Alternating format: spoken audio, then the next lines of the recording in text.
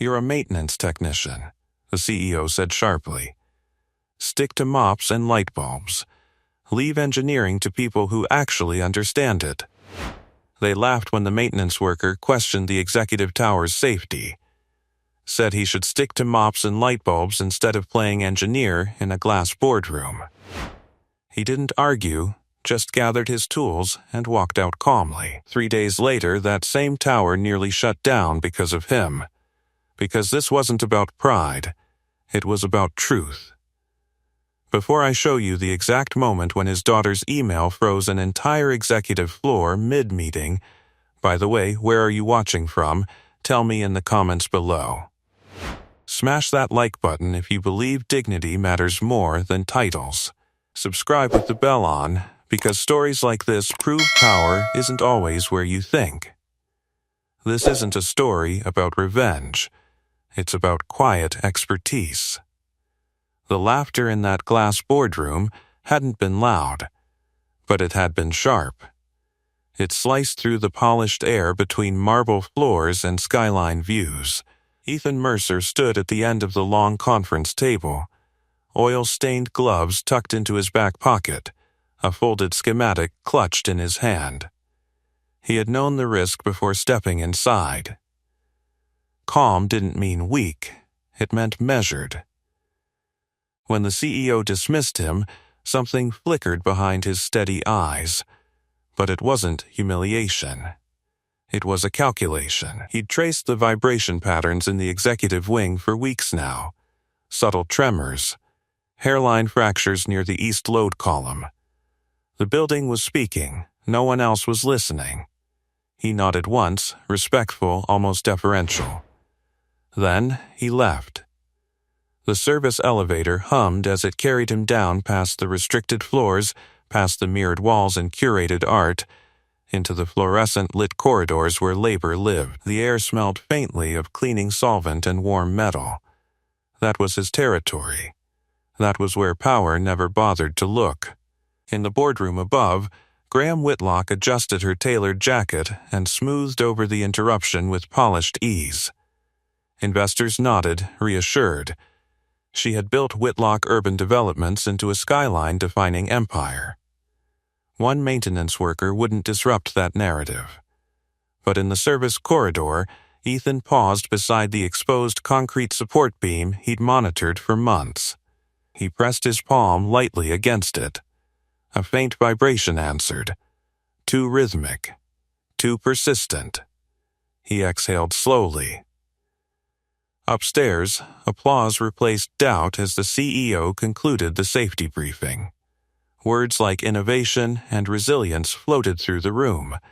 No one mentioned stress fractures. No one mentioned recalculated load tolerances rushed to meet deadlines. Downstairs, he knelt and ran a flashlight along the seam of the east column joint.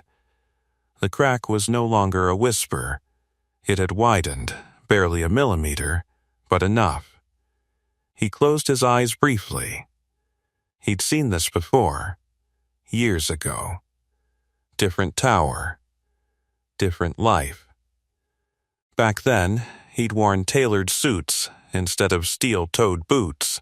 Back then, people listened when he spoke about structural fatigue curves and redistribution modeling. Back then, his signature approved projects before cranes ever touched steel. But that was before hospital corridors replaced boardrooms. Before grief hollowed ambition into something quieter. A text buzzed in his pocket. Leela. "Dad, you off yet?" He smiled despite the tension tightening his chest. Heading home, he typed back, "Don't start homework without me." 3 dots appeared immediately. Wouldn't dream of it, he slipped the phone away and rose to his feet. For a moment, he considered returning upstairs, forcing them to hear him, pulling old credentials from the shadows.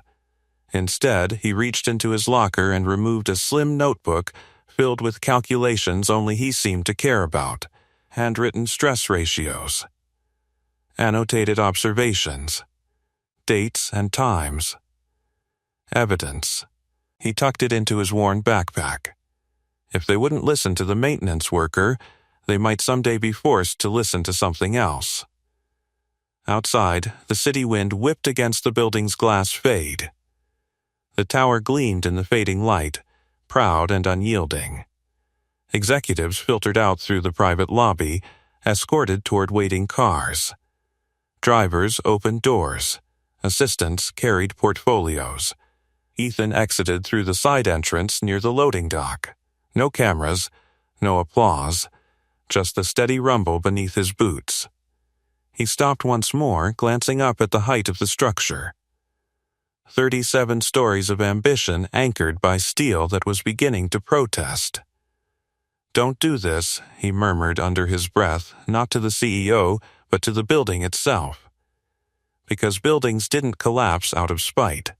They failed when warnings were ignored. And somewhere above, behind tinted glass and polished stone, the woman who had just laughed was preparing to stake her reputation on a foundation she hadn't bothered to examine. Ethan adjusted the strap on his backpack and walked toward the bus stop, the skyline glowing behind him. He had done what he could. For now, the skyline still burned gold behind him as the bus roared up in a gust of diesel and grit, folding open its doors with a tired sigh. He climbed aboard without looking back. The seat near the rear window rattled beneath him as the vehicle lurched forward. Glass towers slid past in reflection, mirrored monuments to people who would never ride this route. His fingers tightened around the strap of his backpack where the slim notebook rested, pressed flat against his spine like a quiet accusation. Above, in that tower, they were likely celebrating another successful briefing. Below, the vibration hadn't stopped. The rhythm of the engine beneath the bus floor pulled his thoughts into pattern recognition. He felt it instinctively, the difference between harmless tremor and structural warning. Years of training never really left a body. They settled into bone memory. His phone buzzed again. "Did it go okay?" Leela asked. He watched the message glow on the screen for a long second before typing back. It went, a pause. Then 3 dots appeared. That bad? He didn't want her carrying weight she didn't deserve.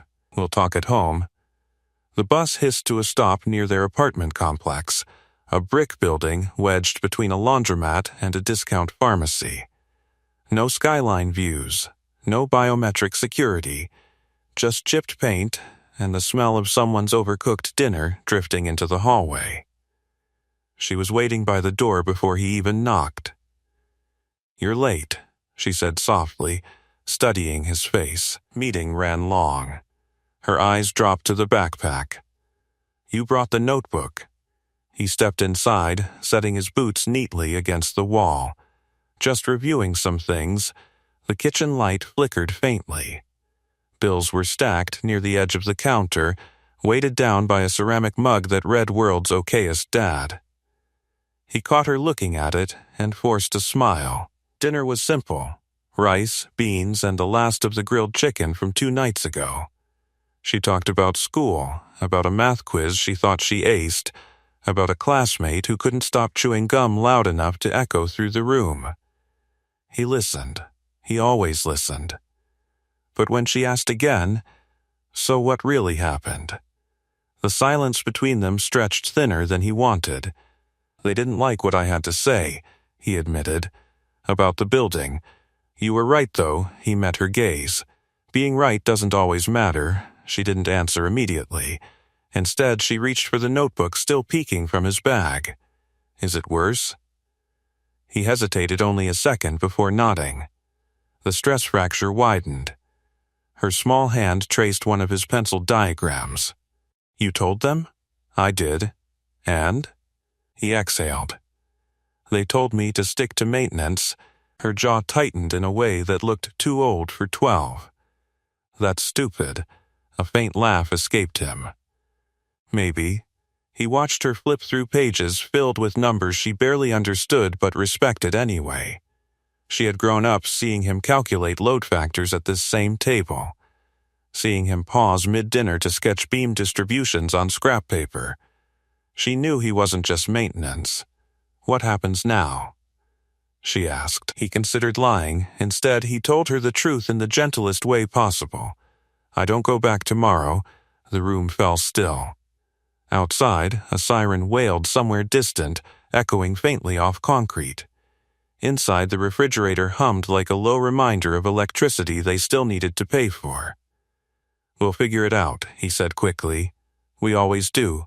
She nodded, but something had shifted in her eyes. Not fear, not exactly. Resolve. He rose to clear the plates, pretending not to notice her slipping her phone from her pocket while he rinsed dishes. Water ran steady over ceramic. The sound filled the kitchen, covering the quiet tap of her thumbs across glass.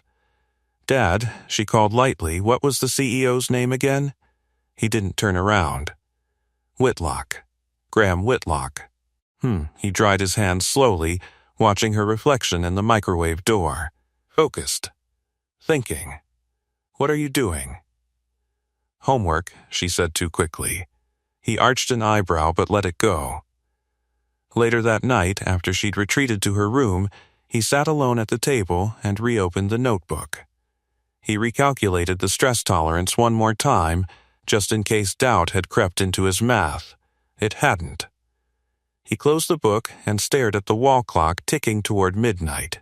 Up in that tower, polished floors gleamed under automated lights. Security systems blinked green. Executives slept peacefully in penthouses. They didn't hear what he heard. They didn't feel what he felt. In the dim hallway outside her room, Lila's door was slightly ajar. A faint glow illuminated her face as she typed, reread, deleted, and typed again. She attached 3 photos he'd taken weeks ago. Then she hesitated. If you believe quiet voices deserve to be heard, make sure you're subscribed, because what happens next changes everything. Her finger hovered for only a second longer before pressing send. In the silent dark of the apartment, an email began its climb toward the top floor of a glass tower that refused to listen. The email left her screen with a soft whoosh, barely louder than her breathing. Up in the glass tower across the city, Graham Whitlock's phone vibrated against the polished mahogany table as the executive team prepared for the following morning's investor walkthrough. The subject line was simple: "Please read. My dad tried to warn you." Whitlock almost ignored it. Almost. She tapped it open while an assistant reviewed presentation slides. The words were unpolished, clearly written by a child, but steady, respectful, direct. Attached were 3 photographs, close-ups of a load-bearing column joint beneath the executive wing, annotated in careful handwriting. He said buildings speak before they break. Whitlock's jaw tightened. "Forward that to compliance," she said evenly, sliding the phone toward her chief operations officer. "Let them confirm it's nothing." Around the table, executives exchanged glances. No one wanted to question the narrative on the eve of Investor Day. The tower was the crown jewel of their portfolio. The executive wing, Whitlock's pride. Down in the apartment, Ethan stood outside Lila's bedroom door, listening to the faint click of her keyboard. "Lights out soon," he reminded gently. "Okay." He returned to the kitchen, unaware that the message was already ricocheting through upper management inboxes. Compliance flagged the images within minutes. The stress fractures weren't catastrophic, but they weren't cosmetic either. An internal engineer enlarged the photographs on a screen. "That's not paint cracking," she muttered. Whitlock watched in silence as the image zoomed tighter, exposing the slight separation at the joint seam. Her confidence didn't falter, but it cooled. "Run a remote scan tonight," she ordered, quietly. The control room 2 floors down flickered to life. Sensors embedded in the building's structure began transmitting real-time vibration data. At first, the readings appeared stable, Then a faint irregularity pulsed through the system. Back in his apartment, Ethan leaned over the sink, washing a single plate that hadn't needed washing. His mind replayed the boardroom scene, the dismissive smiles, the clipped tone. Stick to mops and light bulbs. He dried his hands and glanced at the notebook again. Something about the rhythm of the vibration earlier had bothered him. It wasn't random fatigue. It was patterned strain, redistribution stress from a miscalculated load shift. He pulled out his phone and typed a message to an old colleague he hadn't contacted in years. Random question. Did Whitlock alter the East Wing load model during construction? He stared at the screen. No reply came. Up in the tower, the remote scan deepened. Data columns filled the monitors. A compliance officer frowned. The oscillation frequency's off by 0.03. That's negligible, someone replied. Not if it compounds. Whitlock folded her arms. What are you implying? I'm saying we need a physical inspection. Her eyes narrowed. Tomorrow's investor tour is non-negotiable. Silence fell. We'll inspect after. But the building had its own timeline. Just past midnight, a low vibration shuddered through the executive wing. It was subtle, like a distant truck passing, but it lasted 3 seconds longer than expected. In the control room, alarms flickered amber. In his apartment across town, Ethan's head lifted from the couch where he'd drifted into shallow sleep. His heart kicked hard once, instinct before reason. He checked the time. He couldn't feel the tower from here. He knew that. Still, unease crawled beneath his skin. Across the city, Marisol Vega, junior architect and the only one who had quietly questioned the revised load plan months ago, stared at her work email on her laptop at home. The forwarded message from Lila sat open. Her stomach dropped. She recognized the handwriting in the margins of those photos, not the child's, the original annotations beneath them. Precise. Confident. She whispered the name under her breath. Ethan Mercer. She remembered his resignation from high-level engineering years ago.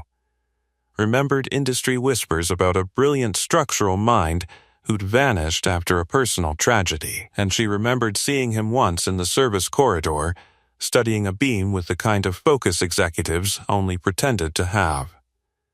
Back in the tower, the amber alarm turned red. A sharp crack echoed faintly through the executive wing ceiling, too small for most to notice, too distinct for engineers to ignore. Whitlock straightened. What was that? The compliance officer swallowed. Ma'am, we need him. She didn't ask who. She already knew. In the apartment, Ethan's phone buzzed against the coffee table. Unknown number. He stared at it for 2 full rings before answering. Mr. Mercer, a controlled voice said, barely masking urgency. This is Whitlock Developments. There's been a development. He closed his eyes briefly. The building had spoken again. And this time, they were finally listening. And what kind of development? Ethan asked quietly, his voice steady despite the pulse rising in his throat. On the other end, there was a brief hesitation. Paper shuffled. Someone exhaled too close to the receiver. There's been a structural irregularity detected in the East Executive Wing, the voice said carefully. We'd like you to come in. Immediately. He let the silence stretch just long enough to be felt. I was told to stick to mops and light bulbs, he replied. Another pause. This one is tighter. Yes. Well, circumstances have shifted. Across the city, the executive tower glowed against the night sky, but inside the upper floors, the mood had darkened. Red diagnostic lights blinked along the control panel screens. Data scrolled too quickly. The oscillation frequency had increased by another fraction. Fraction meant nothing to investors. Fraction meant everything to engineers. Graham Whitlock stood at the head of the control room table, jacket removed now, sleeves rolled neatly to her elbows. She hated being cornered by something she couldn't immediately command. "Is it stable?" she demanded. For now, the compliance officer answered. "But the pattern suggests redistribution strain." If the load recalculation during construction was even slightly misaligned, Whitlock's jaw tightened. "Call him back if he doesn't answer." Back in the apartment, Ethan walked to Lila's door and knocked softly. She opened it instantly, eyes wide. "What happened?" He studied her face. The glow from her desk lamp cast soft shadows beneath her eyes. She hadn't been sleeping. "They want me to come back," he said. Her breath caught. "Because of the email?" He didn't confirm it, but he didn't deny it either. "Is it bad?" She whispered. "It's progressing." He crouched slightly to meet her gaze. "Listen to me. If I go in tonight, it's to make sure people are safe, not to prove anything." She nodded fiercely. "I know." Her hands trembled just a little, not from fear of the building, but from fear of what this meant for him. For them. He squeezed her shoulder gently. "Lock the door after I leave. I'll text." Outside, the night air felt colder than before. The wind whipped between buildings, funneling through steel and glass like breath through ribs. He didn't wait for a bus this time. A black sedan idled near the curb, driver already stepping out. "Mr. Mercer?" the man asked. Ethan gave a single nod and slid into the back seat. The ride was silent except for the hum of tires over asphalt. As they neared the tower, he tilted his head slightly, watching the top floors. Even from a distance, he could sense something had shifted. The building looked the same, but tension had weight. It pressed into the air. Inside the executive control room, Marisol Vega stood near the back wall, arms folded tightly across her chest. She hadn't been ordered to stay, but she had. She remembered her own warning months ago. A minor deviation in load modeling. A rushed recalculation to shave costs. She had flagged it quietly. No one had listened. Now the red warning lights reflected faintly in her eyes. The elevator doors opened on the restricted engineering floor with a soft chime. All eyes turned. Oil-stained boots stepped onto polished concrete. Ethan moved forward without hesitation, scanning screens before anyone spoke. His presence shifted the room, not because he demanded it, but because he absorbed information faster than anyone else. Whitlock faced him across the room. "You were right," she said evenly, though the words felt tight in her mouth. He didn't respond to that. Instead, he approached the nearest monitor. "Frequency? Up 0.05 since midnight," the compliance officer replied. He leaned closer. The numbers confirmed what he'd already feared. The redistribution strain wasn't stabilizing, it was cascading. "Why was the east wing recalculated?" he asked without looking up. Whitlock crossed her arms. "Budgetary efficiency," meaning cheaper materials, meaning optimized allocation. He finally turned toward her. His expression wasn't angry. It was disappointed. "Optimized doesn't mean resilient," he said quietly. A sharp crack echoed faintly from above, not loud, not catastrophic, but unmistakable. Marisol's breath caught. "That's the upper conference ceiling." Ethan stepped toward the structural diagram projected across the far wall. His fingers traced invisible lines through the air. "You shifted live load distribution during peak occupancy hours," he murmured, "and the recalculation didn't account for vibration resonance from the glass fade." Whitlock stared at him. "Can you fix it?" He paused only a second. Yes, the word didn't carry arrogance. It carried certainty. "But not from up here," he added. "We need access to the east sublevel support grid." Now, Whitlock hesitated. That area was maintenance only. Industrial. Unpolished. Not meant for executive presence. He met her gaze steadily. "You can't command steel with press releases." Another tremor rolled through the floor, slightly stronger this time. The room went still. Whitlock inhaled slowly. "Take us there," she ordered. For the first time since he'd stepped back into the building, Ethan felt the balance shift, not fully, not publicly, but enough.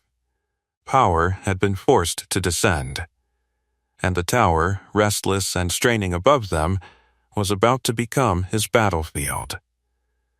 The elevator descended with a mechanical groan, trading polished silence for the low industrial hum of the sublevels. Fluorescent lights flickered overhead as the doors slid open onto the east support grid. The air changed immediately, warmer, metallic, thick with the scent of oil and concrete dust. Pipes lined the ceiling like exposed veins. Steel columns stood bare and unapologetic. This was where power never came. Whitlock stepped out first, heels clicking sharply against unfinished flooring. The sound felt out of place here. She folded her arms as if bracing against something unseen. Ethan moved past her without ceremony. He knelt beside the primary east column and pressed his palm flat against the steel casing. The vibration thrummed against his skin, subtle but urgent, not catastrophic yet, but trending. "Feel that?" he asked quietly. Whitlock stiffened. "I don't need to feel it. I need a solution." He didn't look up. "The building's compensating for imbalance. It's redistributing load through secondary beams that weren't designed for sustained stress." Marisol crouched near him, eyes scanning the joint seam. "The recalculation reduced tolerance by 8%, she admitted softly. 7.8, he corrected automatically. She blinked. "You memorized it?" He rose slowly. "I designed the original tolerance margins." The words landed heavier than the vibration. Whitlock's gaze sharpened. "You what?" "I was the senior structural consultant on Phase 1, he said evenly. Before the redesign, silence filled the sublevel like thick fog. Another tremor rippled through the column, stronger this time. A faint cracking sound followed, above them, somewhere in the executive wing. One of the compliance officers swore under his breath.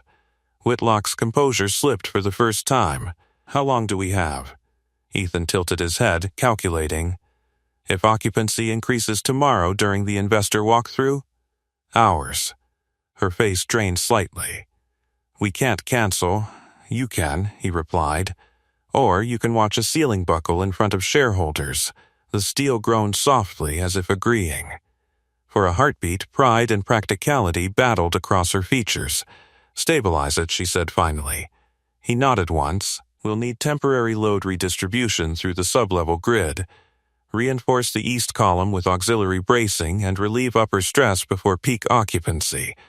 "Is that even possible overnight?" someone asked. "It is," he said.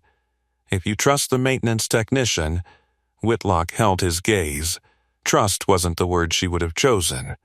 But necessity had a way of rearranging vocabulary. "Do it," she ordered. Ethan moved instantly, issuing precise instructions. "Kill power to non-essential east wing systems. I need welding equipment, reinforced brackets, and the original Phase 1 schematics." "They're archived," Marisol said.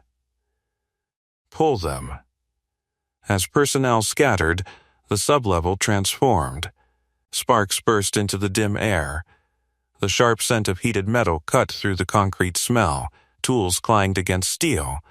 The rhythm of coordinated labor replaced executive hesitation.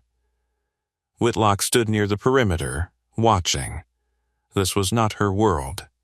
Above them, in the pristine executive wing, faint hairline cracks traced spiderweb patterns along a conference room seam. Investors would never notice until they did. Her phone buzzed. "Ma'am," her assistant whispered through the speaker, "there are rumors circulating about a structural concern." Someone forwarded an internal email. Her jaw tightened. From who? A child, apparently. Her eyes flicked toward Ethan, who was tightening a bracket with controlled force. Leela. The name surfaced without being spoken. "Contain it," Whitlock said sharply. No statements until I approve. But the truth had already begun its climb. If you want to see how hidden expertise turns the tide in moments like this, make sure you're subscribed, because what happens next unfolds in front of everyone who once doubted him. A sudden metallic snap echoed overhead. Dust rained lightly from the ceiling grid. Marisol flinched. That was closer. Ethan didn't flinch. He adjusted his stance and barked another instruction. Brace 2 inches higher.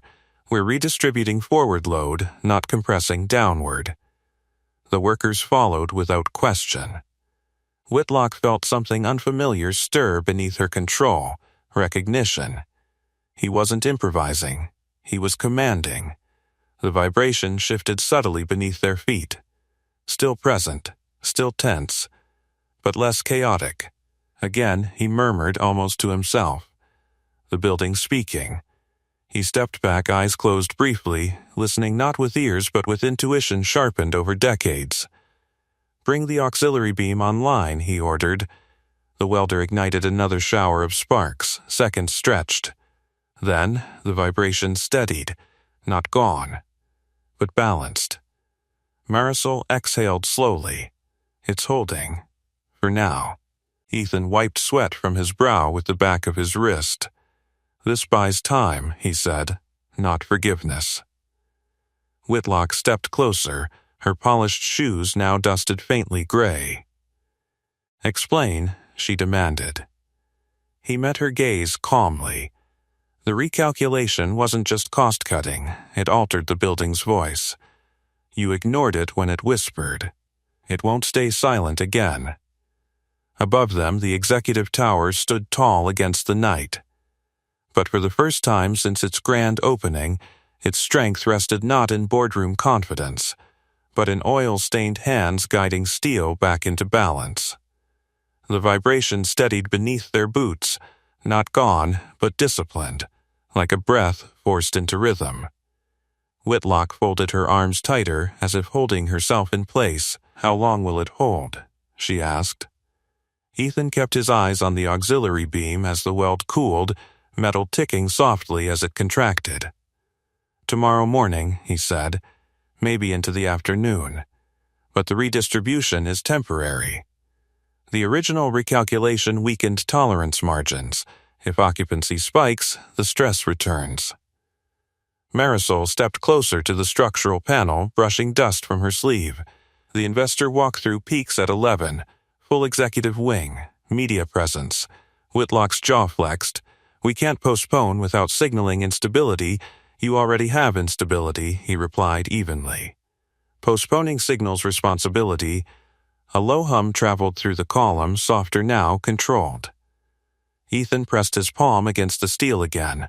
The tremor had changed pitch, less erratic. Phase 1 schematics? He asked. Marisol handed him a tablet. Pulled from archive. He scanned quickly, fingers tracing old calculations. His calculations. He recognized his own margin notes embedded in the digital blueprint, preserved like fossils from another life. You designed this redundancy system, she said quietly. I designed it to handle worst caseload scenarios, he answered. Not cost-optimized shortcuts. Whitlock's voice sharpened. You're implying negligence. I'm implying math doesn't negotiate. Silence followed. Above them, a distant thud reverberated faintly, footsteps perhaps, or furniture shifting as overnight staff inspected ceiling panels. The building felt different now, less frantic, still wounded. Ethan stood and moved toward the secondary support beam near the east corner. We need to reinforce here too. If tomorrow's occupancy isn't reduced, the strain transfers laterally. Whitlock glanced at her watch. It was nearing 2 in the morning. Reduce occupancy how? She demanded. Cancel the walkthrough? Announce structural repairs hours before investors arrive? Yes. The answer came without hesitation. Her eyes narrowed. That would tank confidence. Or save it, he countered. You're choosing optics over integrity. Marisol shifted uneasily between them. The fluorescent lights buzzed overhead, casting harsh shadows across concrete. Whitlock turned away for a moment, staring at the web of pipes and steel that made up the skeleton of her most ambitious project. She had poured capital, reputation, and pride into that tower. Now its survival depended on a man she'd dismissed hours ago. Full disclosure could trigger regulatory inspection, she murmured. It should, Ethan said. Another quiet vibration rolled through the column, steadier still. He crouched again and adjusted the auxiliary bracket with slow precision. You have two choices, he added, short-term concealment or long-term credibility. Her phone buzzed again. She stepped aside to answer. Yes? A strained voice responded. Ma'am, word is spreading internally. Staff saw maintenance crews reinforcing sublevels. There are questions. Whitlock closed her eyes briefly. Questions. The beginning of exposure. She looked back at Ethan, who was tightening bolts with unhurried control. Give me options, she said finally. He rose, wiping his hands on a cloth. Option 1. Cancel tomorrow's event. Issue a proactive safety review statement. Begin permanent reinforcement immediately. I oversee it. And option 2? Proceed as planned. Hope the temporary redistribution holds under maximum load. Marisol swallowed. That's a gamble. Whitlock's gaze sharpened. What are the odds? Ethan didn't sugarcoat it. If occupancy hits projected capacity, 40% chance of ceiling failure in the executive conference wing. The number hung in the air like a dropped weight. 40%. For a moment, no one spoke. The hum of machinery filled the silence. The smell of cooling metal lingered sharp in their lungs. Whitlock stepped closer, lowering her voice. If I choose transparency, investors will demand accountability. They should, he replied. And you? He met her eyes steadily. I'm not here for apology. I'm here so no one gets hurt. The building groaned faintly, almost like agreement. Whitlock inhaled slowly, shoulders rising and falling once. Draft the safety statement, she ordered Marisol. Marisol blinked. Tonight? Now, relief flickered across the junior architect's face before she masked it with professionalism. Whitlock turned back to Ethan. You'll oversee permanent reinforcement. I will, he said. Officially. The word lingered between them. He understood what she meant. Not maintenance, not temporary consultant, official authority over structural remediation. You'll need board approval, he said calmly. I'll get it. Another faint tremor passed beneath their feet, this time softer, steadier. The auxiliary support held firm. Ethan stepped back from the column and studied the grid one last time. For tonight, he said, the building will rest.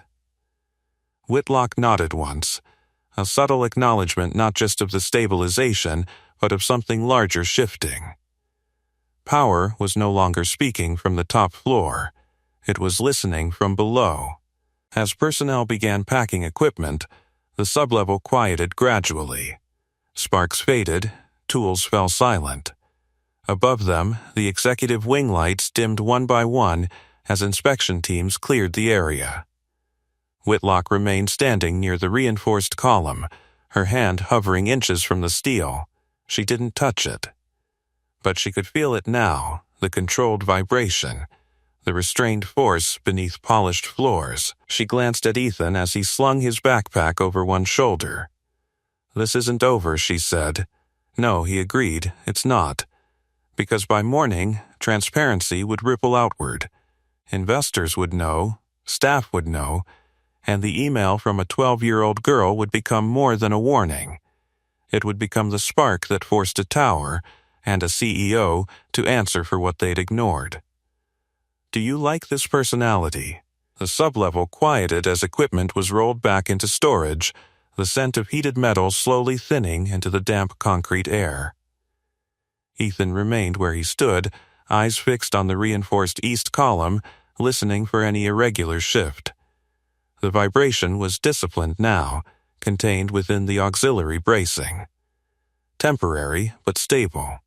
Whitlock ended her call and stepped toward him, heels softer against the dust-coated floor. "The board convenes at 8, she said. "They'll want answers.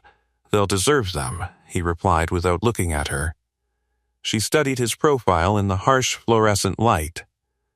Oil smudged his sleeve. Sweat darkened the collar of his shirt. There was nothing executive about him. And yet everyone in this space had followed his voice without hesitation. "You'll present the structural findings," she added. He finally turned. "You're asking the maintenance technician to address your board?" "I'm asking the man who understands the building," she corrected. A faint, humorless smile touched his mouth. "Titles don't shift steel." "No," she admitted. "But they shift perception." Above them, a distant elevator motor hummed as night security moved between floors. The tower felt quieter now, almost embarrassed by its earlier protest. Marisol approached, tablet clutched tightly in her hands. "The draft statement is ready," she said. Transparent language. Safety first approach. Whitlock scanned it quickly. Her jaw tightened at certain phrases: recalculation oversight, proactive structural review, temporary stabilization measures. "This will hit the internal network within the hour," Marisol continued. "Media may pick it up by morning." Whitlock nodded slowly. Release it. The decision settled heavily in the air. Transparency.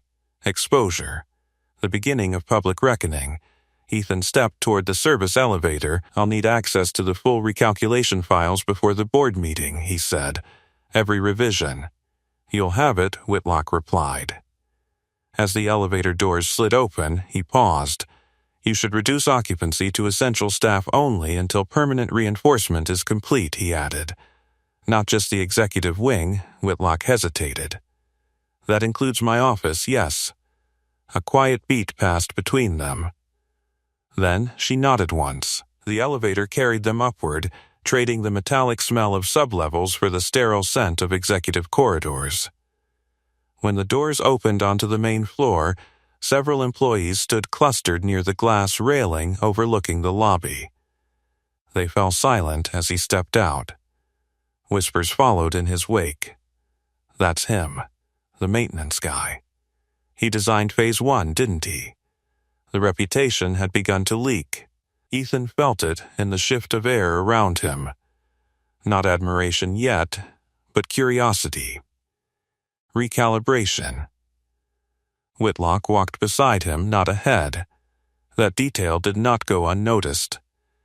Near the central atrium, a maintenance cart sat abandoned, mop bucket still half full. The everyday tools of invisibility. He stopped briefly, resting his hand on the handle. For years, he had existed in this building as background noise. Essential but unseen. Tonight, steel had forced visibility. Marisol caught up, lowering her voice. "The compliance team wants you in the control room at 6. They're monitoring oscillation data. I'll be there." Whitlock glanced toward the panoramic windows where dawn threatened the horizon. The sky was paling, streaked faintly with gray-blue. "Go home," she said quietly. "Get some rest." He shook his head. "Not yet. You can't function without sleep." "I can," he replied. For this, her eyes searched his face as if trying to locate resentment. She didn't find it, only focus. Across the atrium, security guards adjusted barricades to block access to the executive wing.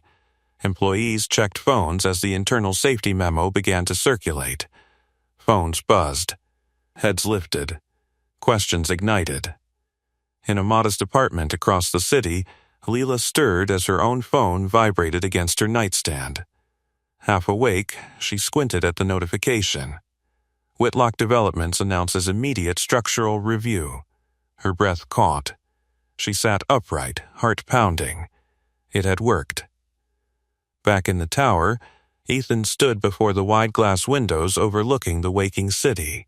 The skyline glimmered in fragile dawn light, unaware of how close one of its giants had come to cracking under pride. Whitlock joined him, arms folded. "You realize," she said carefully, "this will cost millions." He didn't look at her. It would have cost more.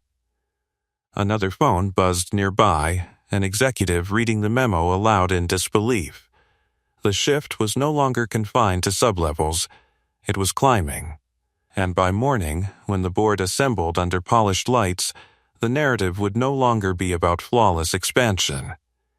It would be about a warning ignored, and the maintenance technician who refused to let steel fail in silence. The first board member arrived at 8 sharp. Shoes striking marble with crisp authority. Ethan stood near the head of the long conference table, tablet in hand, the skyline stretching behind him in pale morning light. He hadn't changed clothes. Steel dust still marked the cuffs of his shirt. He didn't attempt to hide it. Whitlock entered seconds later, composed but visibly tightened at the edges. The rest of the board followed, men and women in tailored suits, expressions carved from years of negotiation and controlled risk. One of them glanced at Ethan. "Isn't that?" The structural consultant overseeing stabilization, Whitlock interrupted smoothly. A quiet recalibration rippled across the room. Consultant, not maintenance. Ethan didn't flinch under their scrutiny. He connected the tablet to the main display, projecting the load distribution model across the wall-sized screen. Blue lines webbed through the tower's framework. Red stress indicators pulsed faintly along the east wing. "This is current oscillation data," he began, voice steady. "Temporary bracing redistributed excess load at 0-200 hours. It stabilized the pattern, but it's not a permanent correction." A board member leaned forward. "Explain in simple terms." "The building is compensating for a miscalculated load reduction implemented during redesign," he said. "At peak occupancy, the East Executive Wing experiences stress beyond safe tolerance." Silence deepened. Whitlock stood at the far end of the table, hands resting lightly against the chair back. "We're issuing full transparency," she added. "Investor walkthrough is postponed. Permanent reinforcement begins immediately." Murmurs circled the table. "Do we have legal exposure?" someone asked sharply. Ethan answered before Whitlock could. "Not if corrective measures are proactive and documented. The data shows early detection." "Early detection?" Another board member repeated. "By whom?" A quiet beat. Whitlock met their gaze. "By him." Every eye shifted again. Ethan didn't move. 3 weeks ago, initial stress fractures were visible during maintenance rounds. I reported them, and they were dismissed. The room cooled several degrees. A board member exhaled slowly. "Cost-saving recalculation," she muttered. Marisol stood near the side wall, hands clasped behind her back. "The tolerance reduction was within acceptable variance," she said carefully, "but cumulative resonance from the glass fade wasn't recalculated." Ethan nodded, which is why the pattern accelerated. He tapped the screen, magnifying the structural diagram. "This is where permanent reinforcement must occur. We'll restore original load tolerance margins and install secondary dampening systems." "And how long?" Whitlock asked. 4 weeks for full correction. Partial stabilization within 7 days. A murmur of calculation passed through the board. Revenue, reputation, risk. Ethan held their gaze evenly. "If you want this building to stand another 20 years, this is the path." Silence followed. Then one of the senior board members leaned back, studying him carefully. "You're certain?" He didn't hesitate. Yes, conviction landed harder than any sales pitch. Whitlock inhaled slowly. "We proceed with reinforcement under his supervision." A vote was called. Unanimous. The decision sealed more than funding, it sealed exposure. The internal memo would evolve into public acknowledgement by afternoon. Investors would ask questions. Analysts would dissect timelines. The maintenance technician who'd been laughed out of this room hours earlier now dictated the building's survival strategy. If you're still watching, make sure you're subscribed, because what happens next doesn't just fix steel, it shifts power. The board adjourned gradually, members lingering to exchange tight-voiced conversations. A few approached Ethan directly.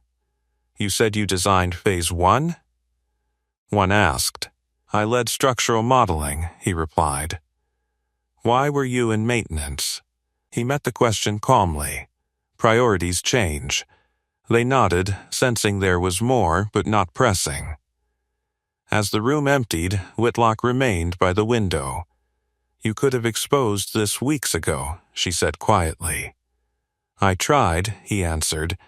"And when we dismissed you?" "I documented everything." Her eyes sharpened. "You anticipated this." "I anticipated failure," he corrected, "not exposure." She studied him in the reflection of the glass. "You're not angry," he considered that. "I'm disappointed," he said finally. Anger wastes focus. Below them in the lobby, employees gathered near the central display screen as an updated statement scrolled across the company's network. Whitlock Developments initiates comprehensive structural reinforcement under senior engineering oversight. Names followed, his among them. Marisol stepped forward with a printed authorization form. They've issued temporary executive authority over structural operations. Whitlock signed it without hesitation and slid it across the table toward him. "For the record," she said quietly, "you weren't just right. You were responsible." He took the document, glancing briefly at the title printed beneath his name. Senior Structural Consultant, Emergency Oversight. Outside the glass walls, sunlight finally crested over the skyline, washing the tower in gold. For the first time since the crack had echoed through the executive wing, the building felt balanced. Not because it was fully repaired, but because truth had been admitted. And in a modest apartment across the city, a 12-year-old girl stared at her phone screen, eyes wide as her father's name appeared in the official company announcement. The email she'd sent had climbed higher than she ever imagined. And the tower that once silenced him now carried his authority in its very bones. The authorization form was still warm from Whitlock's signature when Ethan stepped out of the boardroom and into the executive corridor. Employees parted instinctively, not dramatically, not with applause, just enough to create a path. Marisol walked beside him, tablet tucked under her arm. "Engineering teams are assembling in the sublevel," she said. "They're waiting for direction," he nodded once. "We start with full recalibration of load models, no assumptions. I want raw data." They entered the service elevator again, Whitlock joining them without comment. The descent felt different now. Not secretive, not urgent in panic. Purposeful. When the doors opened onto the east support grid, the industrial floor buzzed with motion. Welding rigs stood ready, steel brackets stacked in orderly rows. Engineers in pressed shirts stood awkwardly beside maintenance workers in worn uniforms. Two worlds sharing one foundation. Ethan stepped forward without hesitation. "Listen up," he called, voice carrying across concrete. "We're restoring original tolerance margins. That means no shortcuts, no rushed welds. Every bracket gets double-checked." A senior engineer raised a hand. "We're following your original Phase 1 model?" "Yes," he replied. With added dampening systems, Whitlock watched from the edge of the group. No one looked to her for instruction. They looked to him. He crouched beside the east column again, running a hand along the auxiliary bracing installed overnight. "We begin here," he said. "Then we move outward. Reinforcement radiates." Marisol stepped closer. "Data's stable for now. It won't stay that way under load," he answered. "We're working ahead of the curve." Sparks ignited again as welding began. The sharp crackle filled the sublevel with life. Steel met steel under deliberate pressure. The scent of heated metal returned, stronger this time, but controlled. Above them, limited staff occupied only essential floors. The executive wing stood temporarily closed, caution tape lining the glass doors like a visible admission of fallibility. Whitlock's phone buzzed repeatedly. Media inquiries, investor questions, regulatory curiosity. She silenced them all, for now. Ethan moved through the grid with quiet command, adjusting angles, correcting alignment, recalculating in his head faster than software could refresh. An engineer hesitated near a support bracket. This measurement conflicts with the redesign specs. Then, the redesign was wrong, he said calmly. Trust the physics. The man nodded and adjusted accordingly. Whitlock approached him during a brief pause between welds. Press wants a statement at noon, she said. Give them one, he replied. With you present, he studied her expression. Transparency? Yes, he considered the weight of that. Public exposure wasn't about humiliation, it was about acknowledgement. I'll speak, he said finally, but the message stays factual. It will. A loud metallic clang echoed as a bracket snapped into place. Workers stepped back, inspecting the alignment. Good, he murmured. Marisol smiled faintly. You make it look easy. It's not, he replied. It's disciplined. Hours passed in steady rhythm. Reinforcement extended outward from the east column like ribs strengthening a spine. Oscillation data remained stable, improving incrementally as dampening systems came online. In the control room above, graphs shifted from amber to green. Below, sweat darkened collars and sleeves. No one complained. They were part of something visible now. Not hidden labor, but restoration. Whitlock returned after taking a call from legal. They want to know if this oversight could have been prevented, she said quietly. Ethan didn't soften the answer. Yes, her gaze didn't waver. And whose responsibility was it? He met her eyes steadily. Yours. The words weren't cruel, they were precise. She absorbed them without flinching. Then, that's what I'll say, a faint tremor rolled through the column, lighter than before. More like memory than warning. Ethan pressed his palm against the steel again, balanced. For now. He straightened, wiping his hands on a cloth. We move to secondary reinforcement next, he called. As teams repositioned, Marisol glanced at him. Do you realize what this does? She asked softly. For the building? For you. He followed her gaze toward the stairwell leading back up to executive floors. It's not about me, but they're seeing it. He didn't answer. Above them, in the lobby, a small crowd gathered near the glass entrance as media vans began to park along the curb. Cameras adjusted. Microphones tested. Whitlock stood near the service stairwell, watching the preparations through security monitors. The tower was no longer hiding its fracture, it was confronting it. And when she stepped before cameras at noon, she wouldn't stand alone. The maintenance technician she once dismissed would stand beside her, not as background, but as the reason the skyline still stood. The flash of cameras hit before the doors even fully opened. Midday light poured through the glass atrium, catching on marble floors and reflecting in sharp bursts off polished railings.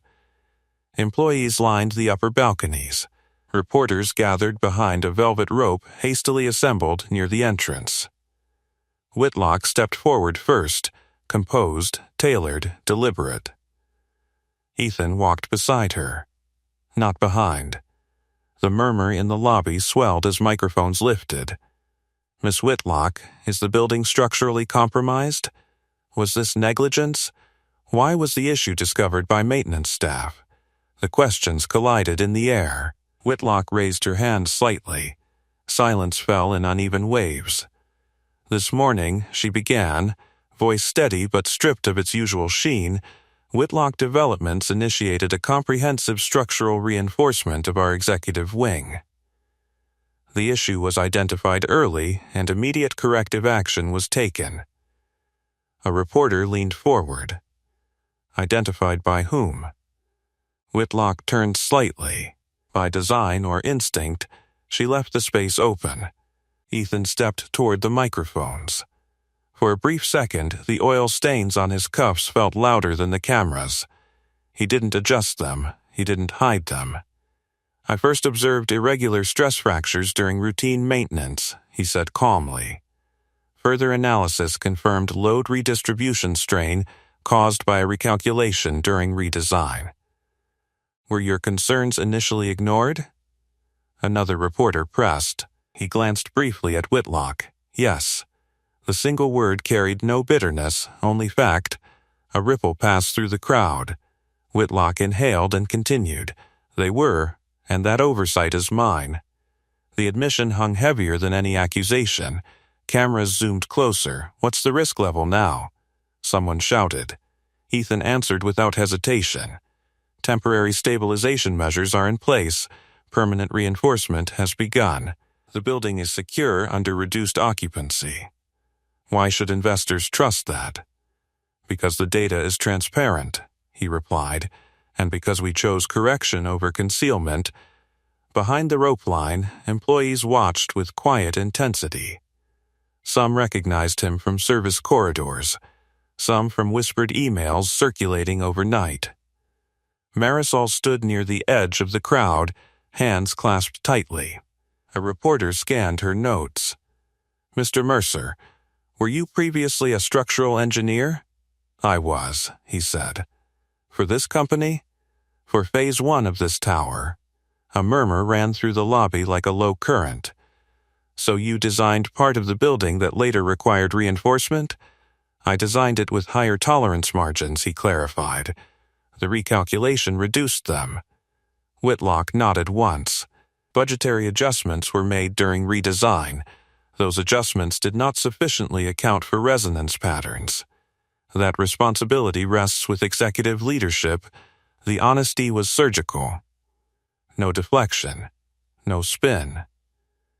The narrative was no longer about a flawless skyline expansion. It was about accountability under public light. A final question rose above the others. Why didn't you escalate sooner, Mr. Mercer? He held the reporter's gaze evenly.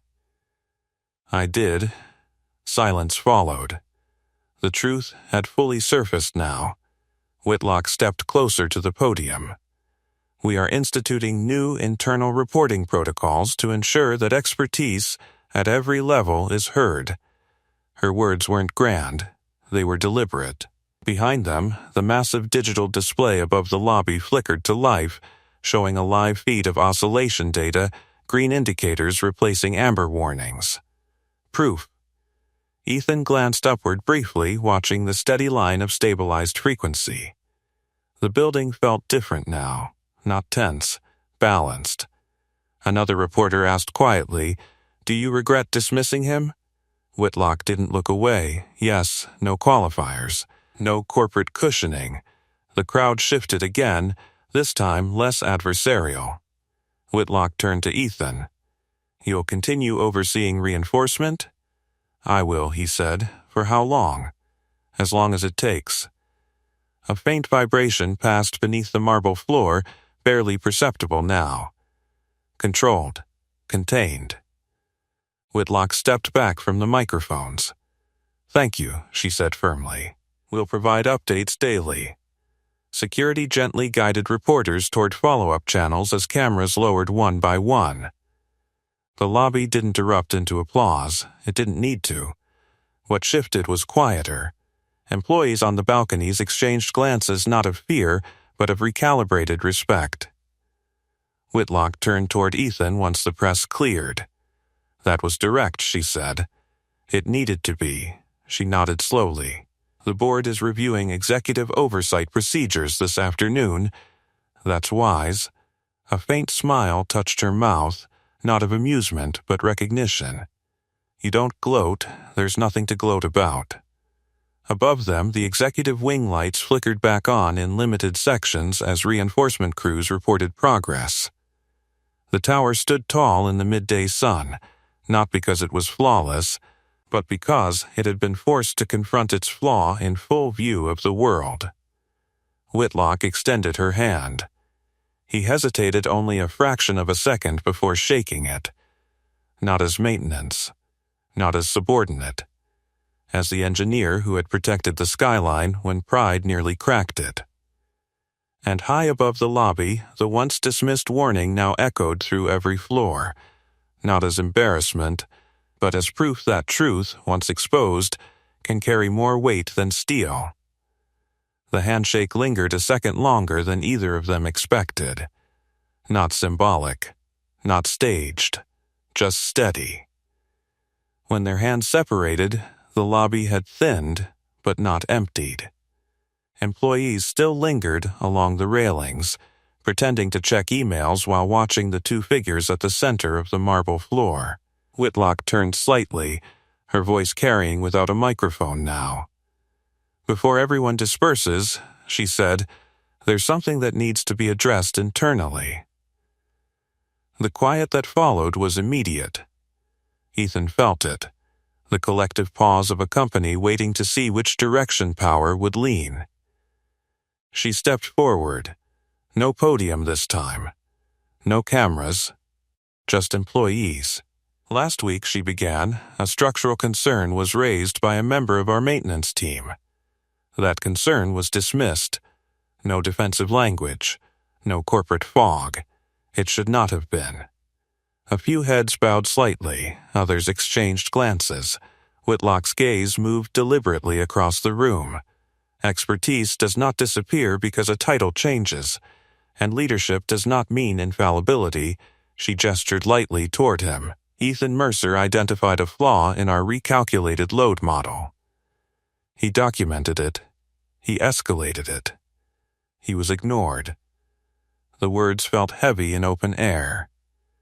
A murmur rippled across the atrium. Marisol stood near the second-floor railing, shoulders squared, eyes fixed below. Whitlock continued. "Effective immediately. Mr. Mercer will serve as senior structural consultant with executive authority over all reinforcement and safety review protocols." There it was. Public. Undeniable. A shift written into hierarchy. Ethan remained still as employees processed the announcement. No applause erupted, but something deeper moved. Respect recalibrated. Perception adjusted. Whitlock met his eyes briefly. "He has my full support." For a moment, the space between them held everything unspoken: dismissal, correction, consequence. Then she stepped back. All attention turned to him. He didn't move to the center, didn't reach for dramatic emphasis. He simply spoke. "I didn't raise concerns to be promoted," he said evenly. "I raised them because the building needed reinforcement." His voice carried without force. "We all see different parts of this place," he continued. "Maintenance sees what executives don't. Engineers see what investors can't. If we stop listening across levels, we miss the truth." A few nods appeared in the crowd. He let his gaze drift briefly upward to the executive balconies. Steel doesn't care about status. It responds to pressure. A faint smile touched someone's face near the stairwell. Whitlock watched quietly. He added, "If you see something, say something. Not because you want credit. Because safety doesn't negotiate." Silence held for a heartbeat longer. Then someone near the back clapped once. Another joined. The applause wasn't thunderous. It wasn't orchestrated. It was earned. Whitlock didn't interrupt it. Instead, she stepped beside him again, not ahead, and allowed the moment to stand without embellishment. As employees slowly dispersed, the lobby resumed its normal rhythm. But the current had changed. Maintenance staff walked a little straighter. Junior analysts whispered with new awareness. Marisol descended the stairs and approached him. You handled that differently than most would, she said softly. He shrugged slightly. It's not about winning. It kind of is, she replied. He glanced toward the ceiling where reinforcement crews were finishing secondary bracing. It's about preventing failure. Whitlock lingered near the glass entrance, watching media vans depart one by one. When she returned, her expression carried something unfamiliar, not authority. Reflection. The board approved full oversight expansion, she said quietly. Independent safety review panels, open reporting channels. That's good, he replied. She hesitated before adding, I underestimated you. You underestimated data, he corrected gently. A faint breath escaped her, almost a laugh. Fair. She extended a folder toward him. Your formal contract. He took it without ceremony. No triumph. No flourish. Just acknowledgement. Across town, in a modest apartment with sunlight slipping through worn blinds, Leela refreshed her phone again. Her father's name trended across industry feeds, not for scandal, for correction. She pressed her hand over her mouth, eyes shining. Back in the tower, Ethan glanced once more at the East Wing display panel. Oscillation stable. Reinforcement progressing. The building stood, not because it was flawless, but because someone had listened when it whispered. And in the open atrium of Whitlock Developments, hierarchy had bent not to ego, but to truth spoken from the ground floor. The applause had faded, but the shift it created lingered like a new foundation settling into place. Ethan stood alone for a moment in the atrium after the crowd dispersed, the signed contract folder resting lightly in his hand. Above him, sunlight poured through the towering glass fade, catching dust motes that drifted lazily in the air. The building no longer felt tense beneath his boots. The vibration that once pulsed like a warning had steadied into something almost calm. Whitlock approached without the sharp rhythm her heels once carried. She had changed shoes, flats now, quieter against marble. The regulatory panel will arrive next week, she said.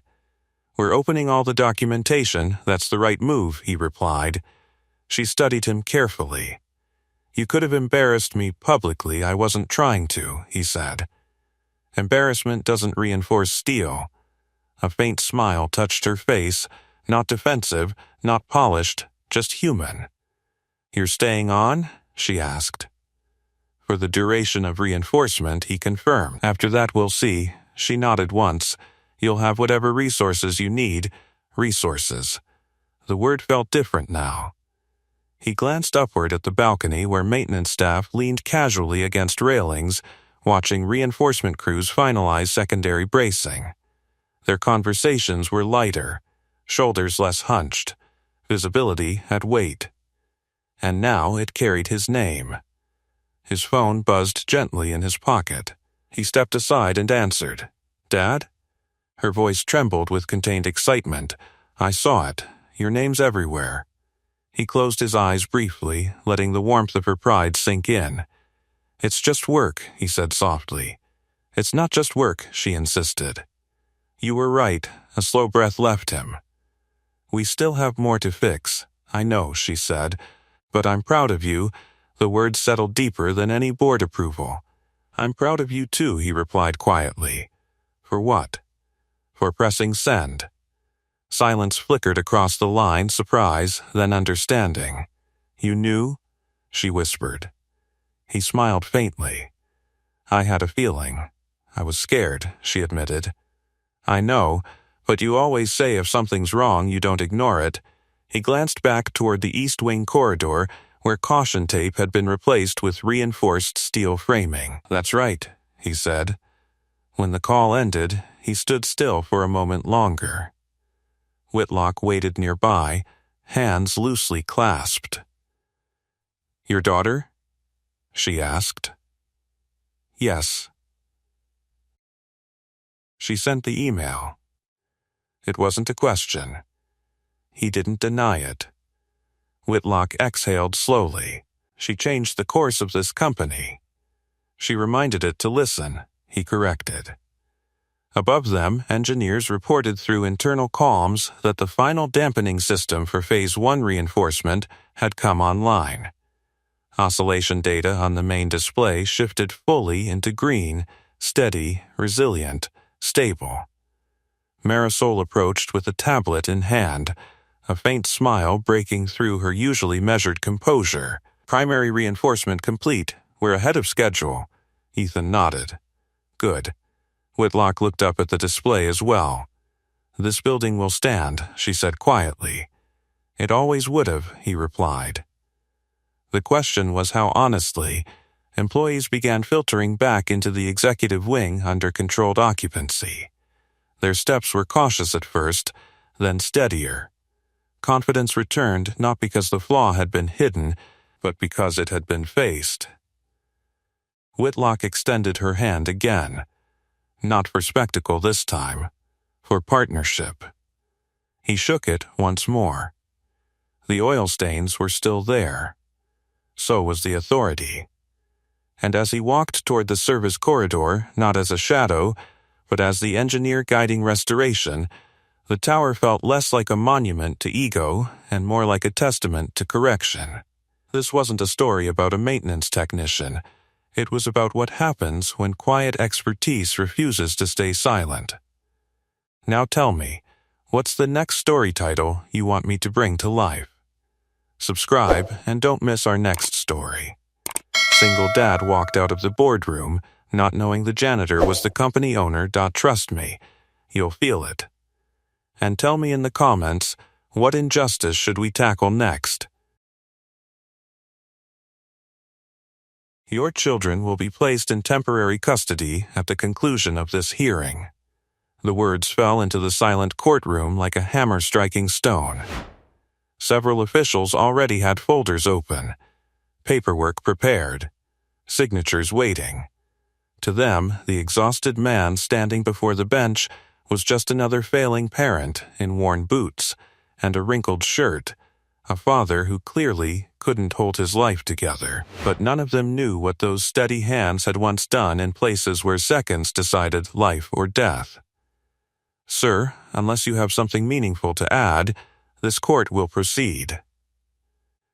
By the way, where are you watching from? Tell me in the comments below.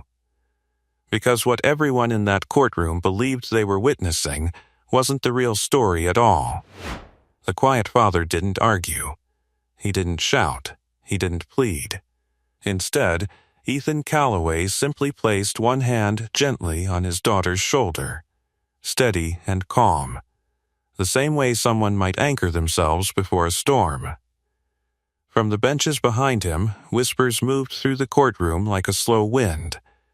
People had already decided who he was, a man who couldn't keep a stable job, a parent living paycheck to paycheck, a father who, according to the reports stacked on the judge's desk, had moved apartments 3 times in 2 years.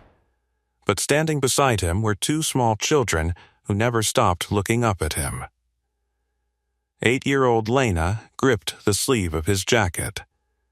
6-year-old Noah sat beside her, swinging his feet nervously above the polished floor. They didn't understand legal terms like custody reassignment or temporary guardianship. What they understood was simple. This room might take their father away. The courtroom itself carried the quiet tension of institutional power. Dark wood walls, tall windows filtering pale winter light, rows of spectators watching silently as if they were witnessing the final act of a play whose ending had already been written. At the center of it all sat Judge Margaret Halbrook. She had presided over family court for nearly 2 decades. Her reputation was simple and widely known. She protected children. And she didn't tolerate excuses. Her gaze moved from the documents in front of her back to the man standing below the bench. Ethan didn't look like someone dangerous. He looked tired. His hair had grown slightly uneven, as if he'd cut it himself. There were faint lines around his eyes that came from years of interrupted sleep. But there was something else, too. Stillness. Not resignation. Control. Even now, while lawyers whispered and court clerks organized paperwork that would split his family apart, Ethan stood straight with quiet composure. Judge Halbrook noticed it, but she interpreted it differently. Some parents collapsed in tears during hearings like this. Others shouted. A few begged. This one simply stood there. And to the judge, that calm looked like surrender. She leaned forward slightly. "Mr. Calloway," she said, voice steady, "this court has reviewed your employment records, housing instability, and the evaluation submitted by Dr. Hale."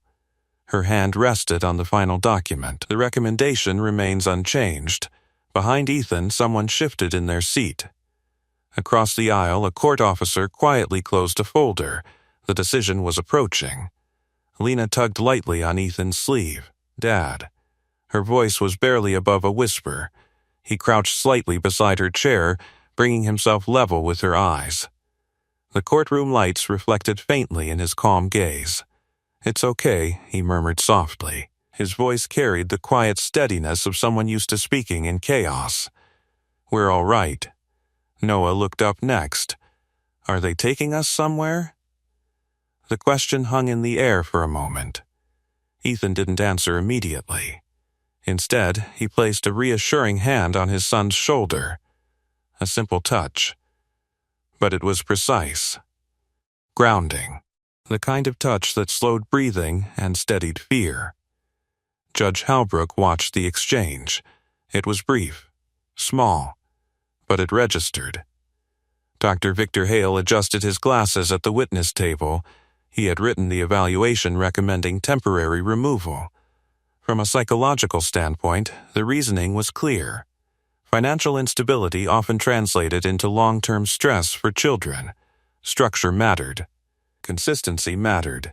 And Ethan's life on paper looked like a man constantly fighting to stay afloat. 3 jobs in 2 years. Delivery driver, maintenance technician, night warehouse assistant. None of them stable, none of them prestigious. To the system, those details formed a pattern. A father struggling to provide. The judge lifted the final page again. "Mr. Calloway," she said, "you have one final opportunity to address the court before I deliver my ruling." The room held its breath. Ethan rose slowly to his feet. For a moment he didn't speak. He looked down at his children first. Lena watching him carefully. Noah gripping the edge of his chair. Then he raised his eyes to the bench. His voice, when it came, was quiet. But it carried. "I know what the reports say." The courtroom waited, "and I know what it looks like." He paused briefly. "But those kids," his gaze flicked back toward them. "They've never gone a day without me." The statement landed softly. No drama. No performance. Just fact. Judge Halbrook listened without expression. From the outside, the moment seemed almost anticlimactic. A father saying something simple before losing everything. But what nobody noticed, not yet, was the way Ethan's posture shifted slightly when the courthouse hallway door outside the courtroom creaked open. His head turned instinctively. His eyes sharpened for a fraction of a second, like someone whose instincts had once been trained to listen for danger in crowded rooms. No one in the courtroom understood that subtle change. Not yet. Because within seconds, everything inside that building was about to change. The courtroom stayed silent after his words. For a moment, nothing moved except the slow turning of pages on the judge's desk. The air felt heavy, like the seconds before a storm finally breaks. Dr. Victor Hale leaned slightly toward the microphone at the witness table. "With respect, Your Honor," he began, adjusting his glasses. "While Mr. Calloway clearly cares about his children, emotional attachment alone doesn't provide the stability children require." His voice was clinical, measured. the kind of tone that sounded compassionate while quietly dismantling someone's life. The evidence shows inconsistent employment, housing instability, and limited long-term financial planning, the evaluator continued. These patterns create an environment of uncertainty. A few people in the back row nodded faintly. To them, it sounded reasonable. Responsible, even. Judge Margaret Holbrook rested her hands together on the bench. "Mr. Calloway," she said, her tone firm but not cruel, "this court is tasked with protecting the welfare of your children. That responsibility requires us to consider long-term security, not just present intentions." Ethan stood still, absorbing every word. Lena tightened her grip on his sleeve again. The small movement made his jaw tense slightly, though he kept his voice calm. "I understand." Judge Holbrook studied him for a moment. "What concerns the court," she continued, "is that your circumstances appear to change frequently. 3 different residences in 2 years. Several jobs. That instability raises serious questions." Ethan didn't interrupt. He simply nodded once. Across the courtroom, a clerk slid a document closer to the judge. The top page already carried several highlighted lines. It was the custody transfer order. Temporary placement with the children's maternal aunt until further review. On the surface, it sounded reasonable, but to the children sitting quietly in that wooden bench, it meant something else entirely. It meant leaving their father's small apartment, leaving the tiny kitchen where Lena liked helping make pancakes on Saturdays, leaving the couch where Noah built blanket forts during rainy afternoons. It meant leaving him. Noah swung his legs nervously again, the heels of his sneakers tapping softly against the bench. Tap, tap, tap, Ethan noticed. Without even looking down, his hand rested gently on the boy's shoulder. The tapping stopped. Judge Holbrook observed the gesture, again small, again steady. Still, procedure had to continue. Dr. Hale leaned forward once more. "If I may add, Your Honor," he said, "Mr. Calloway's background indicates a period of prolonged unemployment following military discharge." The room shifted slightly. Military. It was the first time that detail had been spoken aloud in the hearing. But the evaluator moved past it quickly. "While honorable service deserves recognition," Hale continued, "the court must focus on the present. The question isn't who Mr. Calloway once was, it's whether he can currently provide consistent stability." A murmur moved quietly through the spectators. Ethan's eyes lowered briefly, not in shame, in memory. For a fraction of a second, the courthouse sounds faded behind the distant echoes of something else entirely. Rotor blades, radio static, shouted coordinates. Then the memory vanished. He lifted his head again. Judge Holbrook cleared her throat softly. "The court appreciates your service," she said, her tone respectful but procedural. "However, Dr. Hale's point stands. This hearing concerns the immediate welfare of your children." Lena suddenly spoke up, her small voice cutting through the formality. "He always takes care of us."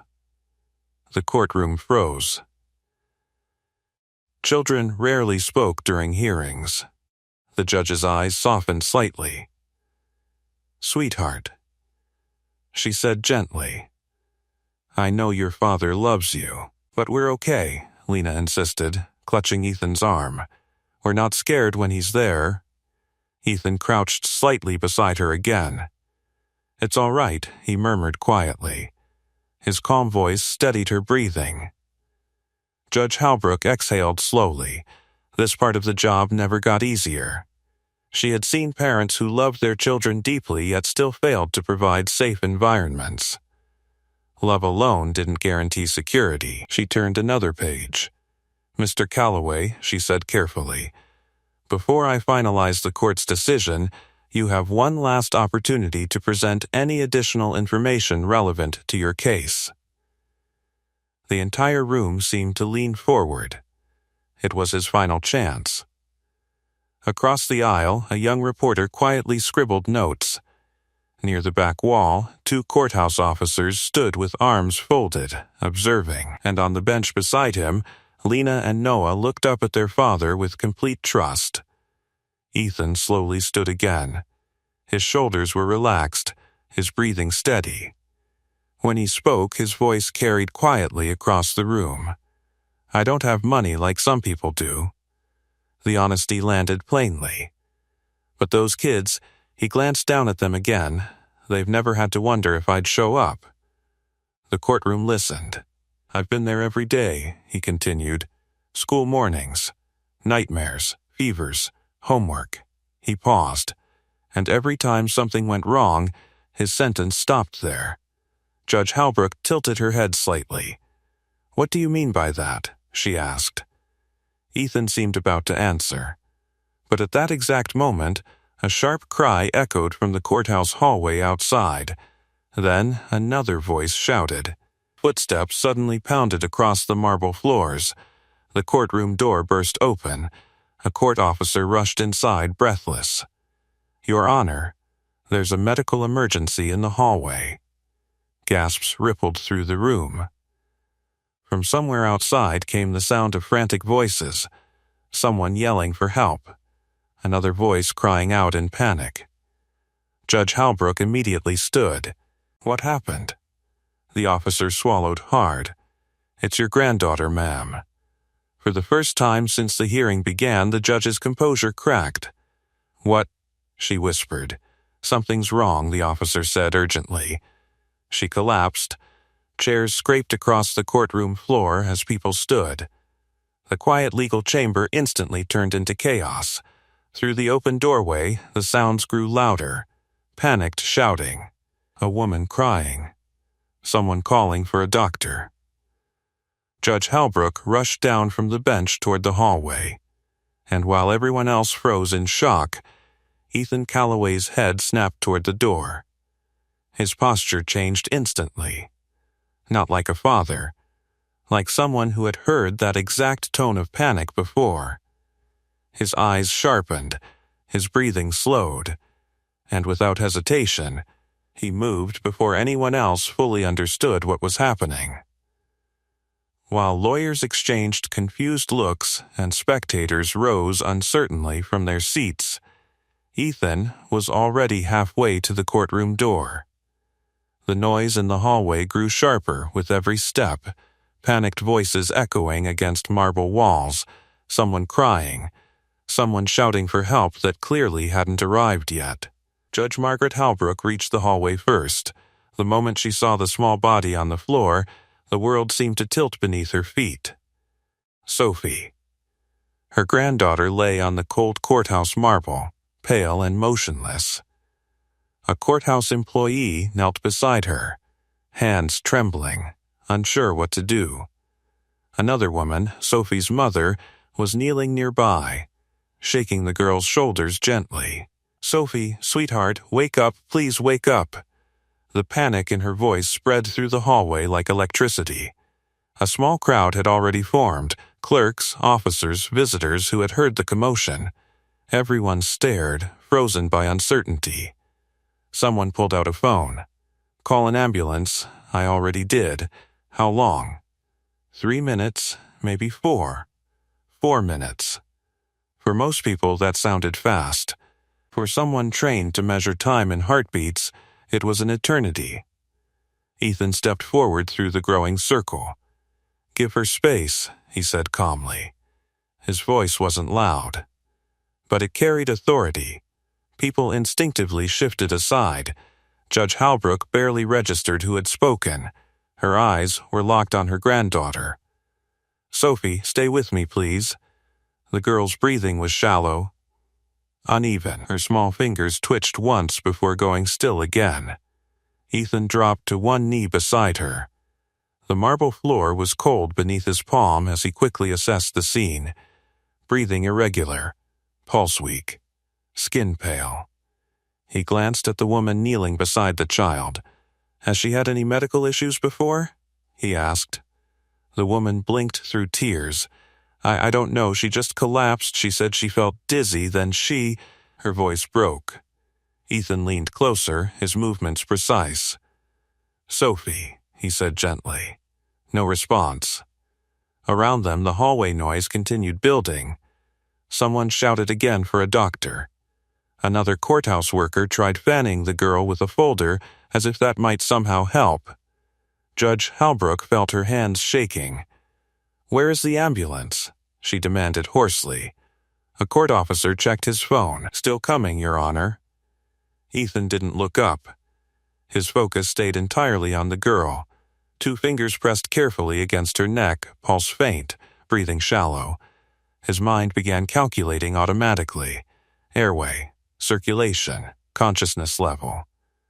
The rhythm of assessment returned like muscle memory. Behind him, a voice spoke quietly. "That's the father from the custody hearing." Another whispered reply followed. "What's he doing?" But Ethan barely heard them. His world had narrowed to the child in front of him. He gently tilted Sophie's head slightly, opening the airway. Her breathing hitched. Then stalled for a second too long. The hallway gasped. Judge Halbrook felt her chest tighten. "Is she?" The sentence wouldn't finish. Ethan leaned closer, his voice calm but firm. "She needs room." The crowd stepped back further. Sophie's mother covered her mouth with trembling hands. "Is she going to be okay?" Ethan didn't answer immediately. Instead, his hands moved with controlled speed. He loosened the collar of the girl's jacket, checking for obstruction. Nothing obvious. Her breathing remained shallow, inconsistent. Then her chest suddenly stopped moving, just for a second. But that second stretched across the hallway like an alarm. Judge Halbrook froze. "No, no, Sophie." Ethan's voice cut through the panic. "Stay calm." The words sounded almost impossible in the moment, but something about the way he said them slowed the chaos slightly. He shifted position beside the girl, one hand stabilizing her head. "Sophie," he said again. Still nothing. A man from the courthouse security team stepped closer. "Sir, maybe we should wait for paramedics." Ethan looked up briefly. The calm in his eyes startled the officer. "If we wait," he said quietly, "she may not have that long." The hallway fell silent. Those nearby suddenly realized something. The father from the courtroom wasn't guessing. He was evaluating. Judge Halbrook stared at him now.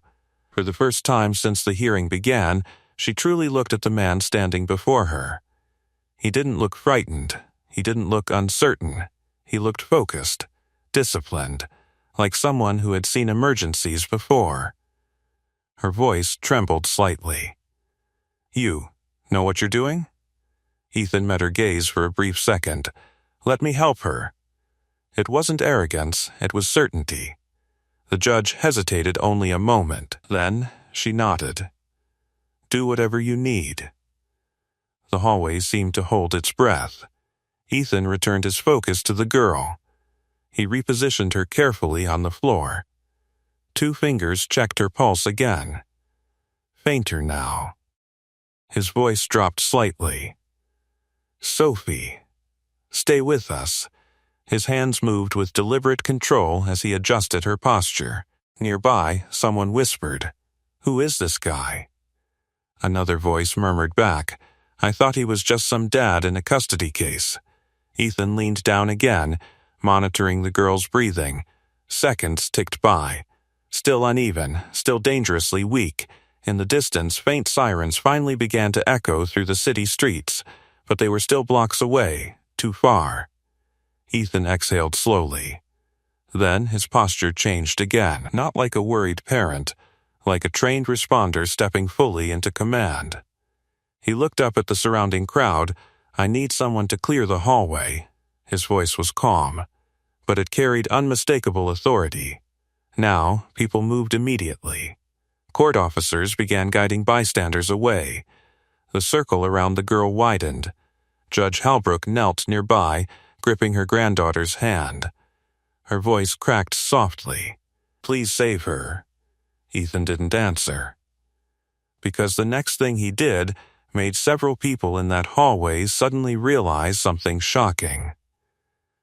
The struggling single father who had been standing trial minutes earlier was about to take control of the entire emergency. The hallway cleared quickly. Court officers moved people back toward the courtroom, their voices firm but controlled. The growing crowd retreated several steps, leaving open space around the child lying on the marble floor. The air suddenly felt quieter, not calm, but focused. Ethan knelt beside Sophie, his attention locked entirely on her breathing. Judge Margaret Halbrook remained close, her hand trembling slightly as she held her granddaughter's fingers. "Is she breathing?" the judge asked, her voice barely steady. "Barely," Ethan replied. He spoke calmly, but his eyes moved constantly, watching the rise of the girl's chest, measuring the pauses between breaths. Too slow. Too shallow. Not enough oxygen. He placed one hand gently against the girl's forehead, checking temperature. Cool. Her lips had begun to pale. Behind him, Sophie's mother struggled to keep her composure. "What's happening to her?" she asked through tears. Ethan answered without looking away from the child. She may have fainted from a drop in blood pressure, or something triggered a breathing collapse. The explanation was simple, but the way he delivered it sounded practiced, measured. He tilted the girl's head slightly again, opening the airway further. "Come on, Sophie," he murmured quietly. The words were soft, encouraging, but his hands never hesitated. Across the hallway, Dr. Victor Hale had stepped out of the courtroom with the rest of the witnesses. He stopped abruptly when he saw what was happening. For a moment, he simply stared. The same man he had evaluated minutes ago, the father he described as unstable and struggling, was now calmly managing a medical emergency with controlled precision. Dr. Hale leaned toward one of the court officers. "Who called emergency services?" he asked. "They're on their way," the officer said. "How long? 2 minutes, maybe. 2 minutes." Ethan heard it. Still too long. Sophie's chest rose again, then faltered. Her breathing paused. 1 second. 2. Judge Halbrook's voice broke. She stopped. "I see it," Ethan said quietly. His hands moved instantly. He repositioned the girl's shoulders, adjusting the angle of her airway. "Stay calm," he said gently to the judge. "Her body's trying to regulate." But the truth was clear in his eyes. The child's oxygen level was dropping. He needed her breathing steady again before the paramedics arrived. Ethan leaned closer, listening carefully near her mouth. There it was, a faint breath. Then another, weak but present. Good. His mind worked quickly, cycling through possibilities: syncope, respiratory obstruction, panic-induced collapse, or something neurological. He checked her pulse again. Still faint, still inconsistent. Sophie's fingers twitched slightly. Judge Halbrook gasped. She moved. "That's good," Ethan said. He gently squeezed the child's hand. "Sophie, can you hear me?" The girl didn't respond, but her breathing stabilized slightly. Around them, the hallway remained tense. People watched silently. Some whispered quietly among themselves. "That guy knows exactly what he's doing. I thought he worked maintenance or something. Did you see how fast he reacted?" Dr. Hale listened carefully. The evaluator's mind was already reassessing. The father he had studied through paperwork suddenly looked very different in real life. Judge Halbrook, meanwhile, had forgotten entirely about the courtroom. Her world had shrunk to one small child lying on the floor. "Sophie," she whispered again. Ethan shifted slightly, keeping one hand steady beneath the girl's neck. Her breathing improved another fraction. Better, but still fragile. Then Sophie's chest suddenly tightened. Her breathing stalled again. A ripple of panic moved through the hallway. Ethan's voice stayed calm. "I've got her." He leaned closer again, adjusting the girl's head carefully. A small cough escaped her lips. Air rushed back into her lungs. Several people exhaled loudly. Judge Halbrook covered her mouth with shaking fingers. Ethan allowed himself one quick breath of relief.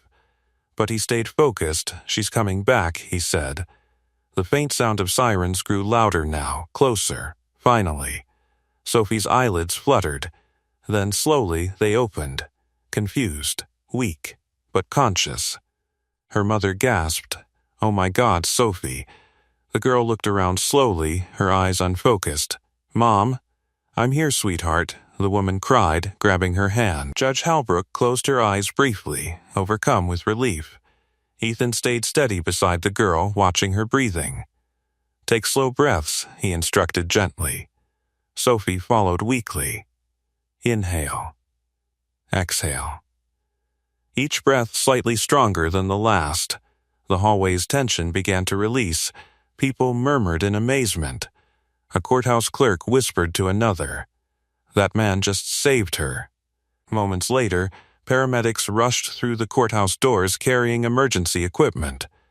They knelt quickly beside the girl. "What happened?" one asked. Ethan shifted slightly, giving them space. "She collapsed suddenly," he explained. Breathing became shallow, pulse weak but present. Airway was restricted slightly. I adjusted positioning. The paramedic looked up sharply. "You're medically trained?" Ethan hesitated for half a second, then simply nodded. Something like that. The responders quickly began their own assessment. One of them glanced at the judge. "She's stable now," he confirmed. Judge Halbrook looked back toward Ethan. For the first time since the hearing began, the authority in the room had shifted. The man who stood trial minutes ago had just become the reason her granddaughter was breathing again. She rose slowly to her feet. And when she looked at him now, her expression carried something entirely new. Respect. And one question she hadn't asked before. "Mr. Calloway." Her voice was quieter this time. "What exactly did you do before all those jobs?" The hallway stayed crowded even after the paramedics arrived. Their equipment bags lay open across the marble floor while one responder checked Sophie's pulse and another wrapped a blood pressure cuff around her small arm. The machines beeped softly, confirming what everyone was hoping to hear. Stable. Not fully recovered, but stable. Judge Margaret Halbrook stood only a few feet away, her arms folded tightly as if holding herself together. Sophie's mother knelt beside the stretcher, brushing hair away from the girl's forehead while whispering reassurances. Ethan stepped back to give the paramedics space. The sudden quiet felt strange after the rush of adrenaline. Only minutes earlier he had been standing in a courtroom about to lose his children. Now, half the courthouse was staring at him.